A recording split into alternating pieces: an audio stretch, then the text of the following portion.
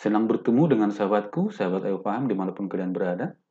Semoga kalian semua senantiasa dalam keadaan sehat. Pada sesi ini kita akan melanjutkan soal-soal yang berhubungan dengan sudut dalam ruang. Sesi ini adalah sambungan dari dua sesi kita yang terdahulu yang membahas tentang soal-soal sudut dalam ruang. Kita langsung lanjut ke nomor 10. Diketahui kubus ABCDFGH dengan panjang rusuk 4,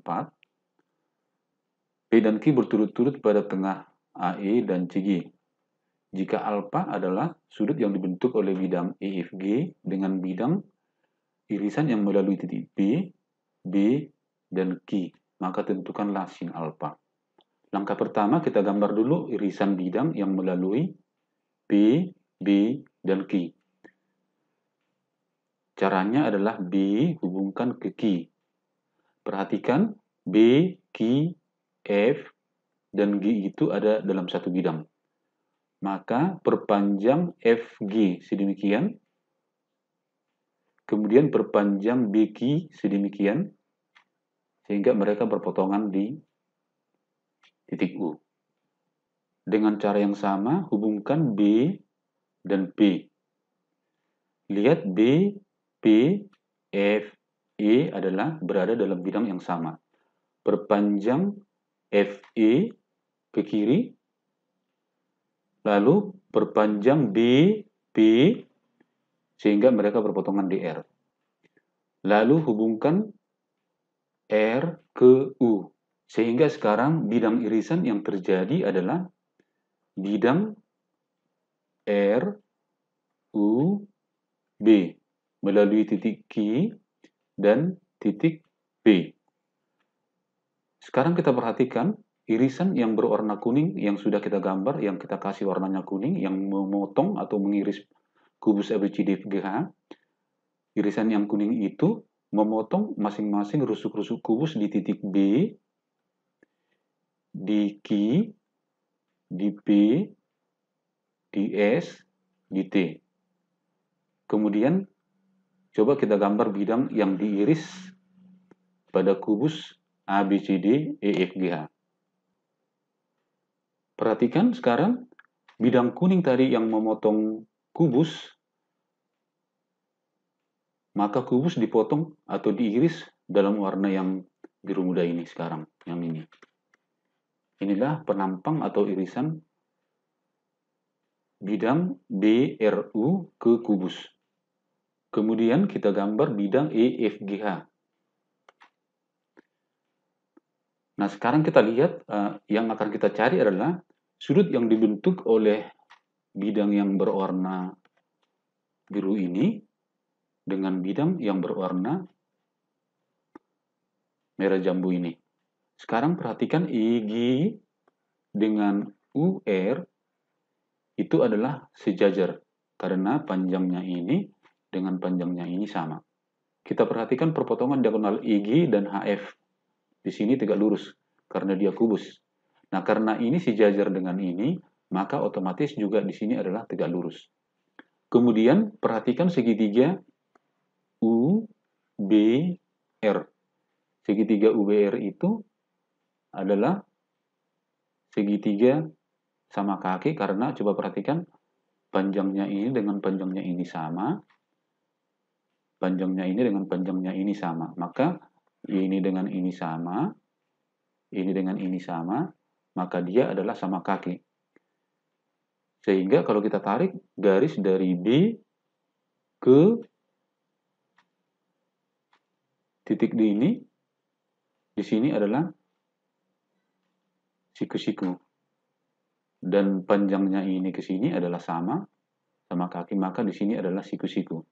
Sehingga sudut yang dibentuk oleh bidang EFGH dengan bidang irisan adalah sudut ini. Supaya lebih jelas, coba kita lihat gambarnya.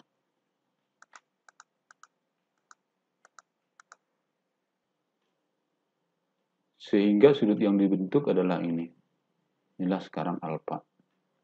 Langkah selanjutnya yang kita kerjakan adalah menghitung panjang BV. Karena rusuknya adalah 4, maka di sini 4, panjangnya ini ke sini sama, di sini 4. Maka panjang FU sama dengan 8. Di sini juga 4, di sini juga 4, maka panjang RF sama dengan 8. Sehingga RU sama dengan akar pangkat 2 dari 8 kuadrat tambah 8 kuadrat. Berarti sama dengan 2 kali 64. Sama dengan 8 akar 2. Kemudian kita cari panjang BU. Q-nya di tengah-tengah, maka QC sekarang adalah 2, karena CG adalah rusuk kubus adalah 4, sehingga ini setengahnya, maka di sini 2.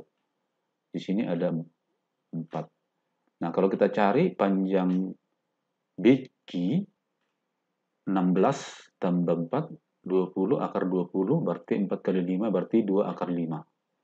Ini 2 akar 5. Sehingga BQ 2 akar 5. Di sini juga QU 2 akar 5. BQ dengan PB panjangnya sama, maka di sini 2 akar 5. Di sini 2 akar 5. Kita perhatikan B dengan U panjangnya sama dengan B dengan R. Sehingga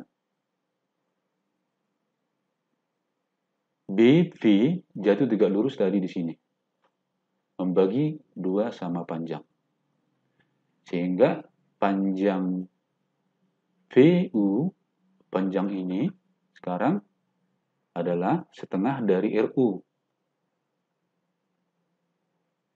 Maka di sini adalah setengah dari RU, 8 kali setengah, berarti di sini adalah 4 akar 2. Selanjutnya kita hitung panjang BV. Lihat segitiga ini. Segitiga BUV.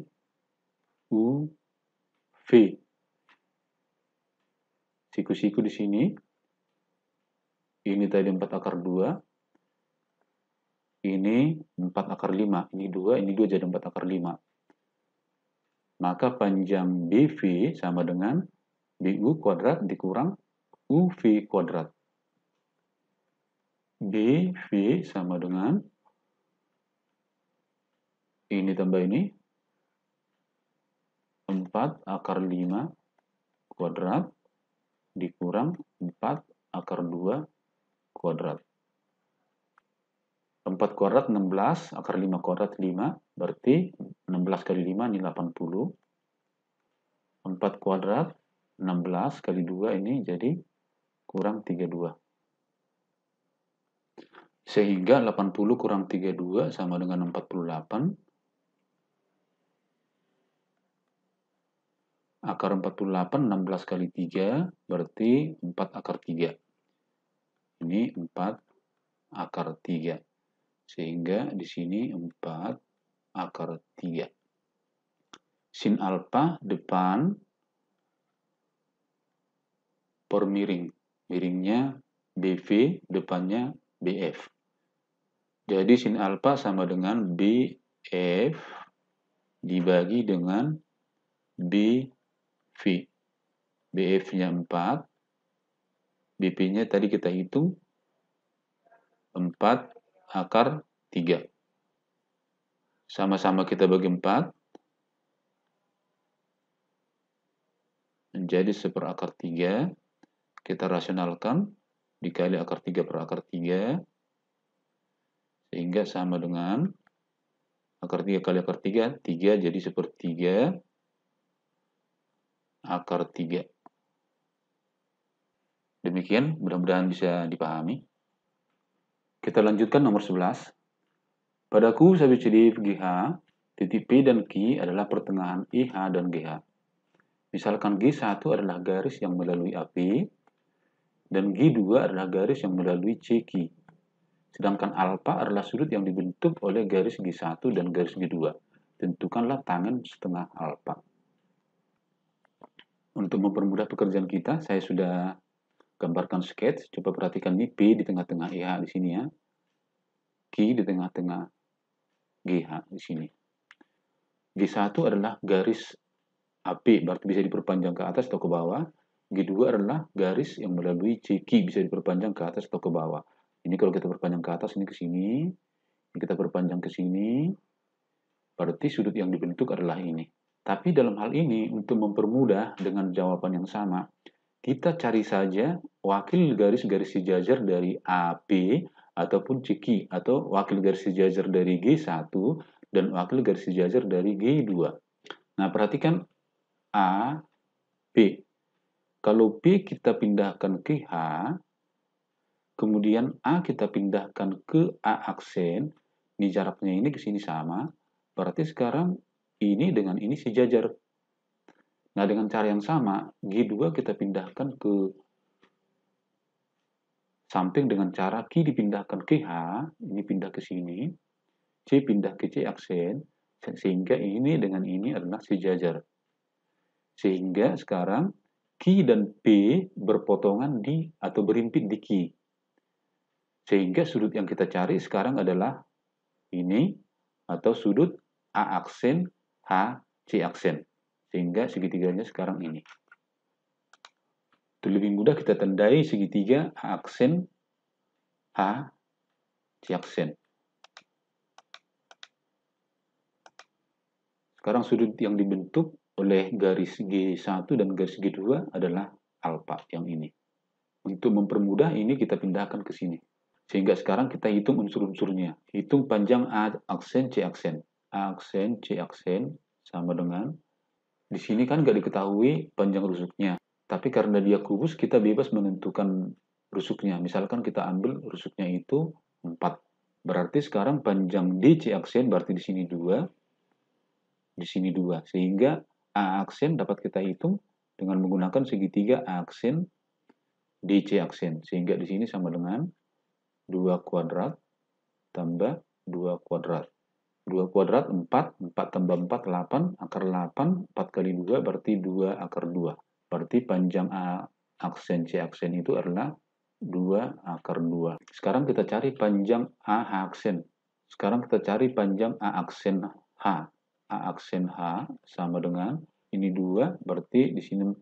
Berarti 4 kuadrat tambah 2 kuadrat. 4 kuadrat tambah 2 kuadrat. 16 tambah 4 akar 20. 20. 4 kali 5 berarti 2 akar 5. Berarti A aksen H sama dengan ini 2 akar 5. Di sini juga 2 akar 5.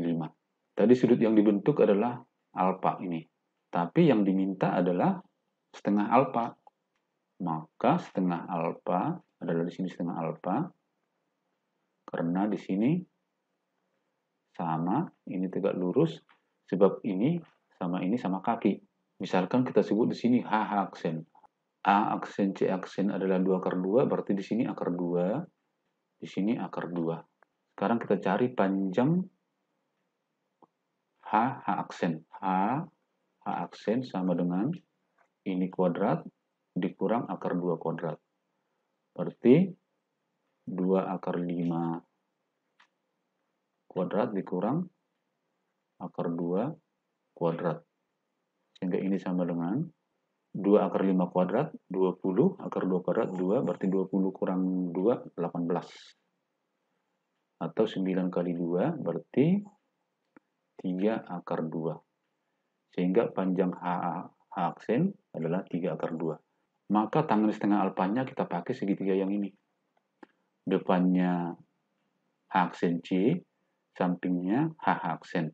Sehingga tangan setengah alfa sama dengan H aksen C aksen dibagi dengan H aksen. H aksen C aksen sama dengan akar 2, sedangkan H aksen 3 akar 2. Perhatikan akar 2 dengan akar 2 kita bagi, sehingga hasilnya sama dengan 1/3. Semoga bisa dipahami ya. Semoga masih tetap semangat. Kita lanjut nomor 12. Diketahui balok ABCD FGH dengan panjang AB akar 3, panjang BC 1, panjang BF 5. Tentukan besar sudut yang dibentuk oleh bidang ADHE dengan bidang BDHF. Kita jawab. Untuk mempermudah saya sudah gambarkan di sini. Gambar BDHF adalah yang ini. Jelas ya? Sedangkan gambar ADHE adalah yang ini. Langkah pertama yang kita cari adalah perpotongan dari kedua bidang. Berarti bidang B, D, H, F dengan bidang A, D, H, E perpotongan di D, H di sini. Jadi paham ya? Langkah kedua kita cari dua garis yang tegak lurus kepada garis perpotongan HD. Masing-masing dalam satu. Langkah kedua kita cari garis yang tegak lurus ke perpotongan HD. Masing-masing dalam tiap bidang. Nah, misalkan dalam bidang ini, yang tegak lurus ke HD adalah DB. Dari bidang ini, yang tegak lurus ke HD adalah AD. Berarti ini tegak lurus ke sini, ini tegak lurus ke sini, berarti sudutnya adalah di sini. Atau boleh juga, ini tegak lurus ke sini, ke bidang ini tegak lurus ke sini, maka sudutnya adalah yang ini. Sama saja ini dengan ini. Misalkan sebut namanya alfa. Nah, sekarang kita menghitung besarnya alfa. Perhatikan di sini, di A ini adalah siku-siku. Ya, ingat karena alasnya adalah persegi, maka di sini pasti siku-siku. Sekarang kita menentukan besar alfa. Kita pilih perbandingan sinus. Sehingga sin alfa sama dengan alfa berarti sama dengan AB dibagi DB. AB-nya akar 3, DB-nya 2. Atau ini kita tulis dengan setengah akar 3. Sinus yang bernilai setengah akar 3 adalah sinus 60. Berarti dapatlah alfa sama dengan 60 derajat. Sangat mudah ya.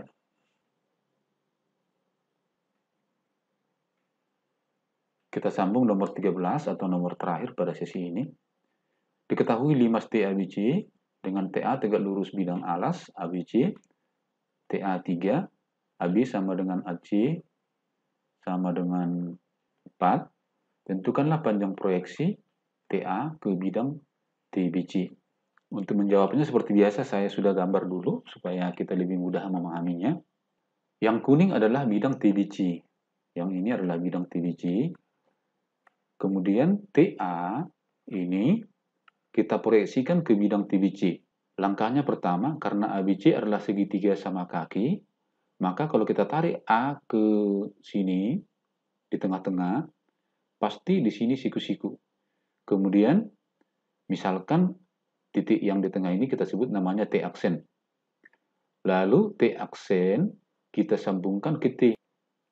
Langkah kedua, barulah proyeksikan A ke bidang TBC dan proyeksinya itu pasti jatuh di garis T aksen T. Jadi kita proyeksikan tegak lurus ini, tegak lurus pasti jatuh di garis T aksen, disinilah tegak lurusnya. Sehingga yang disebut dengan panjang proyeksi TA ke bidang TBC adalah panjang T A aksen ini. Panjangnya ini yang kita cari sekarang. Langkah pertama yang kita lakukan adalah kita cari dulu panjang AT aksen. AT aksen sama dengan yang ini, perhatikan ini. Di sini siku-siku, maka panjang AT aksen sama dengan 4 kuadrat dikurang 3 kuadrat ya. Selanjutnya 16 kurang 9 sama dengan akar 7. Maka kita dapatkan sekarang AT aksen akar 7. Maka di sini akar 7 TA ini 3. Kita cari panjang TT aksen. TT aksen sama dengan ini pakai segitiga ini sehingga akar 7 kuadrat tambah 3 kuadrat. Akar 7 kuadrat 7, 3 kuadrat 9 ber-16. Berarti hasilnya ini ada 4.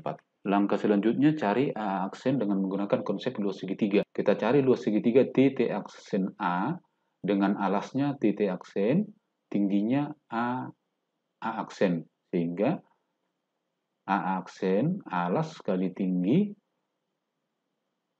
alasnya 4, tingginya A aksen, dibagi 2, itu sama dengan Kita pakai alasnya AT aksen, berarti akar 7 dikali 3 dibagi 2.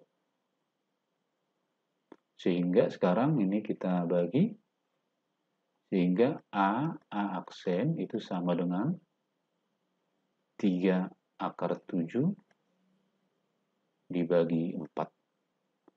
Maka selanjutnya kita mencari panjang proyeksi AT di bidang TBC tadi adalah A aksen T. Untuk mencari A aksen T, kita pakai segitiga ini. Ya, di sini siku-siku. Sehingga sama dengan 3 kuadrat dikurang 3 akar 7 per 4 kuadrat. Kita selesaikan hitungannya. Kita kurangkan 9 dengan 63 per 16, kita samakan penyebutnya per 16. 16 kali 9, 144. Sehingga bentuknya menjadi 144 dikurang 63 dibagi 16. 144 kurang 63 itu 81 dibagi 16. 81 akarnya 9, 16 akarnya 4. 9 bagi 4, 21 per 4 atau 2,25. Demikian, dengan pembahasan ini semoga kalian semua semakin paham dan semakin terampil untuk mencari sudut dalam ruang. Nantikan video kami berikutnya, kami akan menyajikan materi yang lebih menarik lagi. Semangat terus belajar, semangat ayo paham.